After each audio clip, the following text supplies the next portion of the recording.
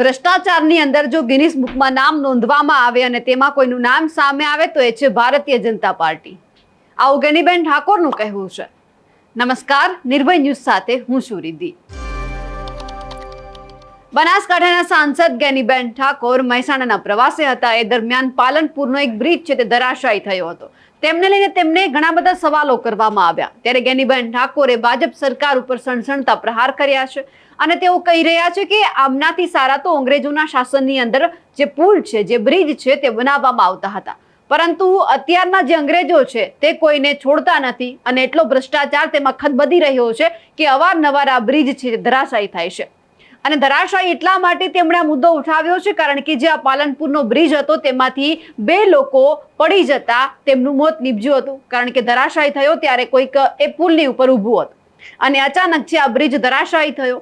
અને તેમણે આખી વાતને પ્રધાનમંત્રી નરેન્દ્ર મોદીની સાથે પણ જોડી છે કારણ કે જ્યારે તેઓ આવવાના હતા ત્યારે આ બ્રિજ બનાવવામાં આવ્યો હતો.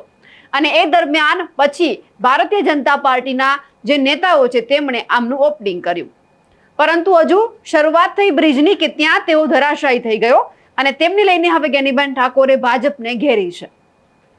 ગેનીબેન ઠાકોરને સાંભળી લઈએ તેઓ શું કહી રહ્યા છે આખા મુદ્દે, કારણ કે બ્રિજ ધરાશાયી થયો તેમાં તેમને ક્યાંક ને ક્યાંક ભાજપનો ભ્રષ્ટાચાર દેખાઈ રહ્યો છે. ઓકે બેન, બ્રિજ શરૂ થયા એના તરત જ વિવાદમાં આવી ગયો છે, શું કહેશો? ગેરદી ગૌ પાલનપુર મુકામે જે પુલનું ઓપનિંગ બનાસકાંઠા જિલ્લાના પ્રભારી મંત્રી અને ભારતીય જનતા પાર્ટીના આગેવાનોના હસ્તક કરવામાં આવ્યું. આ પુલની ઘટના ઉત્તર ગુજરાતને સમગ્ર ગુજરાત જાણે છે કે જ્યારે બનાવ્યો અને દેશના વડાપ્રધાન અંબાજી આવવાના હતા અને ત્યાંથી ઓપનિંગ કરવાના હતા. એ દિવસે પુલ તૂટ્યો અને 2 નિર્દોષ લોકોના જીવ ગયા. એના અનુસંધાને કોંગ્રેસ પાર્ટીએ કલેક્ટર ઓફિસમાં આવેદનપત્ર આપ્યું, પરિવારોને ન્યાય આપવા માટેની વાત કરી. એમાં બિન રાજકીય વાત કરીને જે ભોગ બન્યા છે એમને ન્યાય મળે એ મુદ્દા હેઠળ જ્યારે આવેદનપત્ર આપવામાં આવ્યું એ ટાઈમે જે પુલના ઓપનિંગમાં જે માણસો હતા અને કેટલાક અન્ય પણ જે માણસો હતા એ દિવસે કોઈ રેલીની અંદર જોડાણા નહોતા. અને સૌથી મોટી વાત તો એ કે એને બ્લેક લિસ્ટમાં મૂકવા માટેની વાત રાજ્યના મુખ્યમંત્રીએ કરીને જાહેર મીડિયામાં કરી અને એમને જાહેરાત કરી. એ જ કંપનીને પાસે કામ પૂરું કરાવ્યું અને એ જ કંપની જેણે બ્લેક લિસ્ટમાં મૂકવા માટેની વાત થઈ અને મહિનાની અંદર એની કંપનીમાં એના એક સભ્યો બીજું રજિસ્ટ્રેશન કરાવીને કામ કરે. એટલે વાત એટલી જ છે કે હવે પુલની વાત હોય, ભ્રષ્ટાચારમાં ગિનિસ બુકમાં નામ લખાવવું હોય તો ભારતીય જનતા પાર્ટી અને એની આજુબાજુથી સંકળાયેલા લોકોનું આવે.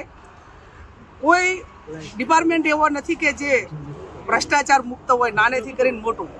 ત્યારે ગુજરાતના ગરીબોના ટેક્સના કરોડો રૂપિયા જ્યારે ગામથી ગામને જોડતો રસ્તો 2 કિલોમીટરનો માગે તો કોઈ ધારાસભ્યો કે ગામના લોકો તો 2 કિલોમીટરનો રોડ નથી મળતો અને પુલની પાછળ લાખો કરોડો રૂપિયાના ખર્ચા કરવામાં આવે. સિટી હોય, ટ્રાફિકની સમસ્યા હોય, કરવો પડે. એમાં અમારી કોંગ્રેસ પાર્ટીનો વિચાર એમાં આ જ હોય, પણ જે ક્વોલિટીવાળું કામ હોવું જોઈએ. આજે આ તો અંગ્રેજો કરતાં પણ બહેતર કહેવાય. અંગ્રેજોએ જે બાંધકામ કર્યા છે એ આજે પણ એનું પ્રમાણપત્ર કે એનું તમે ક્વોલિટી જુઓ તો આપણને એમ મળે કે ભલે આપણા દેશની અંદર એ લોકોએ રાજ કર્યું પણ જે કામ કર્યું ક્વોલિટીવાળું કર્યું છે. ત્યારે આ વર્તમાન અંગ્રેજો એ ભ્રષ્ટાચારથી ખદમદી હેડ્યા છે. એમના લોકોના જીવ હાથે એમને કોઈ મતલબ નથી. એમના મળતિયાઓને કઈ રીતે પૈસા મળે ને, કોન્ટ્રાક્ટર એજન્સીએ આ પુલમાં એવું કીધેલું કે કમલમમાં પૈસા આપીને મેં ટેન્ડર પાસ કરાવ્યું હતું. આવી ઓપન વાતો થતી હોય છતાં પણ એ એજન્સી પાછળ કોઈ પગલાં લેવાના ન હોય. એટલે એક જિલ્લાના સંસદ તરીકે દુઃખની લાગણી અનુભવું છું. એ 2 માણસોના જીવ એડવાન્સમાં ગયા. ઓપનિંગના દિવસે એક્સિડન્ટ થયો. એટલે એ પુલ એ લોકોના સુખાકારી માટે કેટલો નીવડે એ આવનાર સમયમાં જોવાનું જો. ગુજરાતની અંદર અત્યારે એટલો ભ્રષ્ટાચાર ખદબદી રહ્યો છે કે અવારનવાર ભ્રષ્ટાચાર અને કૌભાંડો સામે આવે છે. અમદાવાદની જો વાત કરીએ તો હાટકેશ્વર બ્રિજમાં પણ એટલો જ ભ્રષ્ટાચાર સામે આવ્યો હતો અને એ બાદ હવે પાલનપુરનો જે બ્રિજ ધરાશાયી થયો છે હવે કોંગ્રેસ નમતું જોખવા તૈયાર નથી. ભાજપને આડે હાથ લઈ રહી છે. કારણ કે રોજબરોજ અનેક કૌભાંડો સામે આવે છે, અનેક ભ્રષ્ટાચાર સામે આવે છે અને આ બધા જ ભ્રષ્ટાચારની અંદર ક્યાંક ને ક્યાંક તેમનો છેડો ભાજપ સુધી પહોંચી રહ્યો છે. એટલે કોંગ્રેસ પણ હવે ભાજપને છોડવા તૈયાર નથી અને તેઓ કહી પણ રહ્યા છે કે જે અંગ્રેજોના સમયમાં જે અનેક બ્રિજ બન્યા હતા તે ક્યાંક ને ક્યાંક હજુ પણ મજબૂત છે, હજુ પણ ઊભા છે. પણ ભારતીય જનતા પાર્ટીના શાસનમાં જે પુલ બને છે તે જે ભલે 100 વર્ષની ગેરંટી આપવામાં આવે પણ 1 થી 2 વર્ષની અંદર જ ધરાશાયી થઈ જાય છે. લોકોના ટેક્સના પૈસે આ બ્રિજ બનાવવામાં આવે, આ પુલ બનાવવામાં આવે અને લોકો ચાલે નહીં એ પહેલા જ આ બ્રિજ છે તે ધરાશાયી પણ થઈ જાય છે.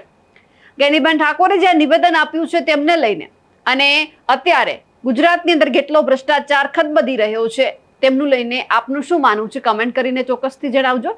સાથે જ નિર્ભય ન્યૂઝને લાઇક, શેર અને સબસ્ક્રાઇબ કરવાનું ભૂલશો નહીં. નમસ્કાર.